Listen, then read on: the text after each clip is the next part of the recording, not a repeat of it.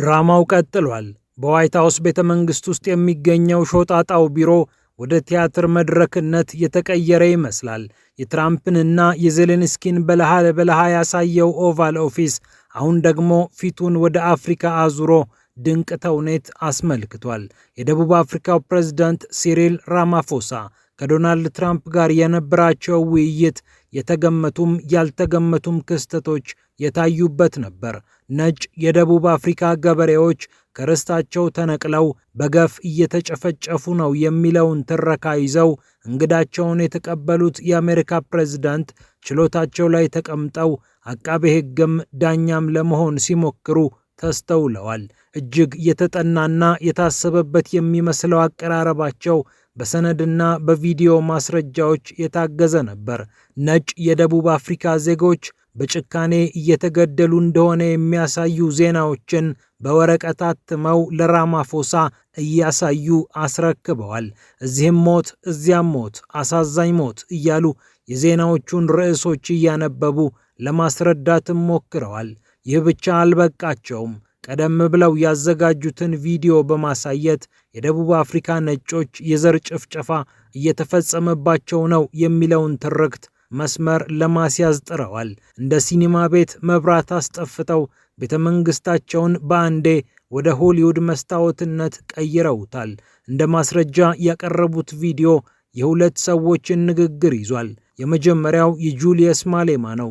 ማሌማ ማለት ኢኤፍኤፍ ወይም ኢኮኖሚክ ፍሪደም ፋይተርስ የተሰኘ የፖለቲካ ፓርቲ የሚመራ ሰው ነው።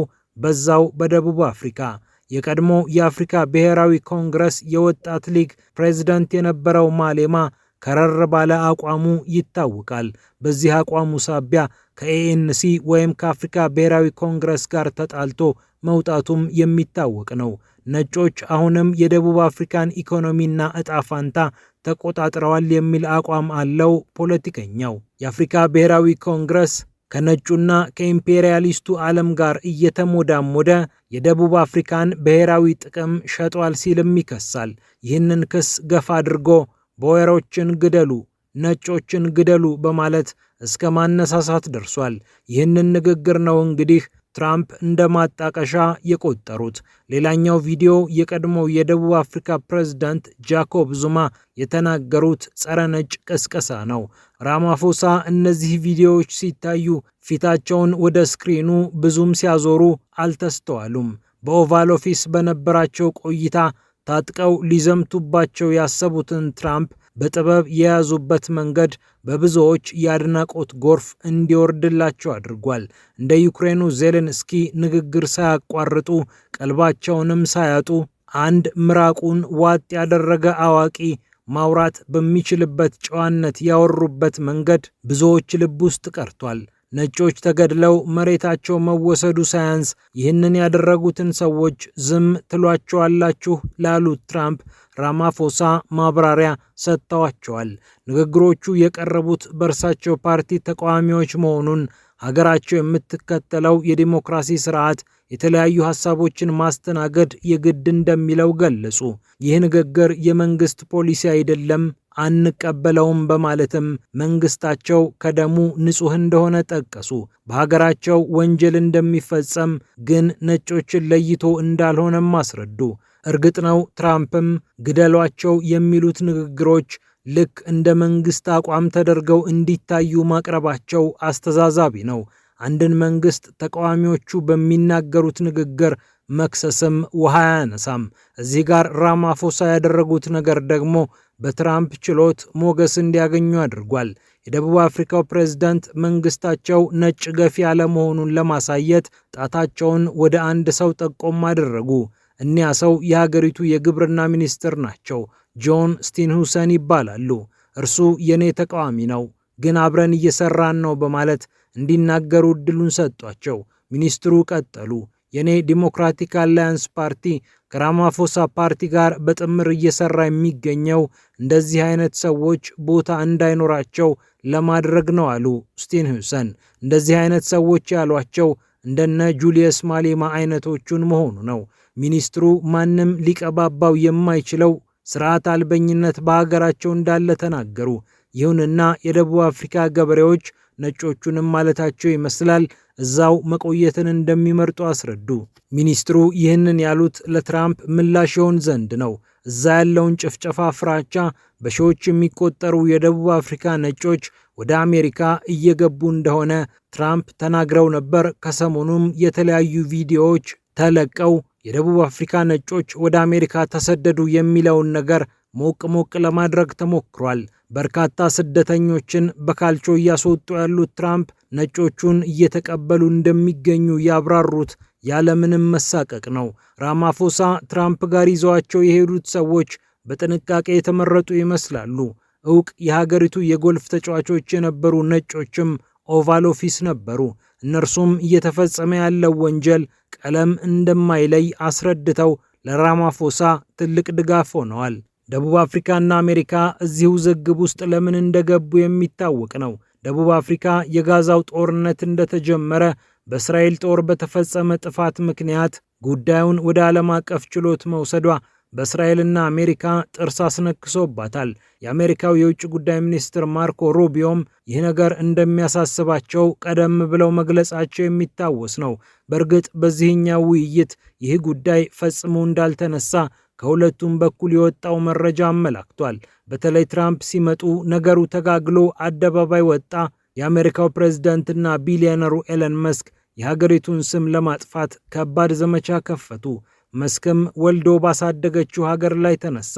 ክሱ ታዲያ እስራኤልን አስቸገርሽብን አይደለም፣ እንዲህ ከሆነ ልክ ስለማይመጣ ነጮች በደቡብ አፍሪካ ተፈጁ የሚል እንዲሆን ተደረገ።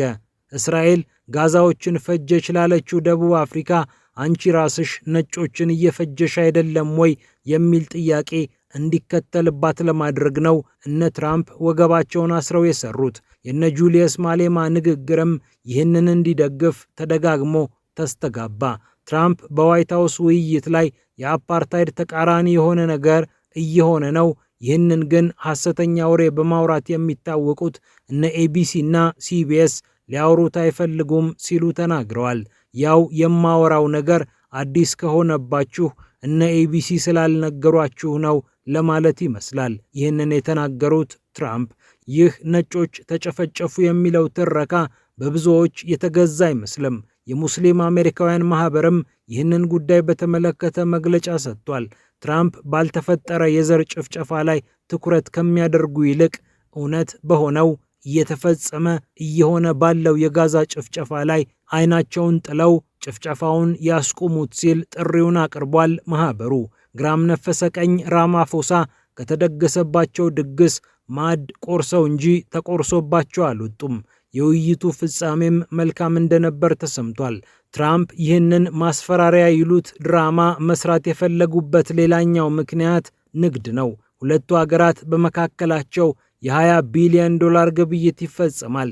ከዚህ ውስጥ ከ14 ቢሊዮን ዶላር በላይ የሚሆነውን ሽያጭ የያዘችው ደቡብ አፍሪካ ናት።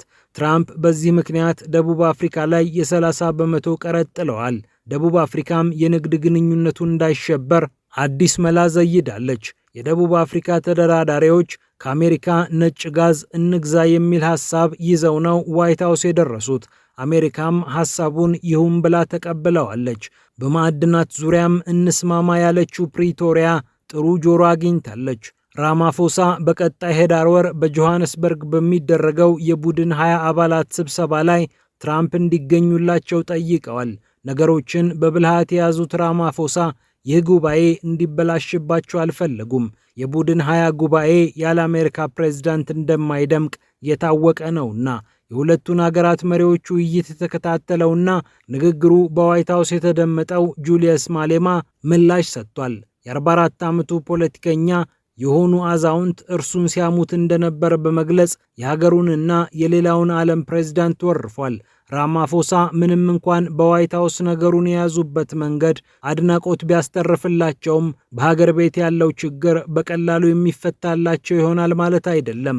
ፓርቲያቸው ኤኤንሲ በቅርቡ በተደረገ ምርጫ እንደለመደው አብላጫ ድምፅ ማግኘት አቅቶት ከነ ዲሞክራቲክ አላያንስ ዲኤ ጋር ጥምር መንግስት ለመመስረት ተገዷል። ከአፓርታይድ ወዲህ ተጠቃሚ አልሆንም ያለው የሀገሬ ሰው ሰውየውን ወጥሮ ይዟል። በሌላ በኩል ነጮች ተበደሉ፣ ተገደሉ የሚሉት እነ ትራምፕ ትንፋሽ እየሰጧቸው አይደለም።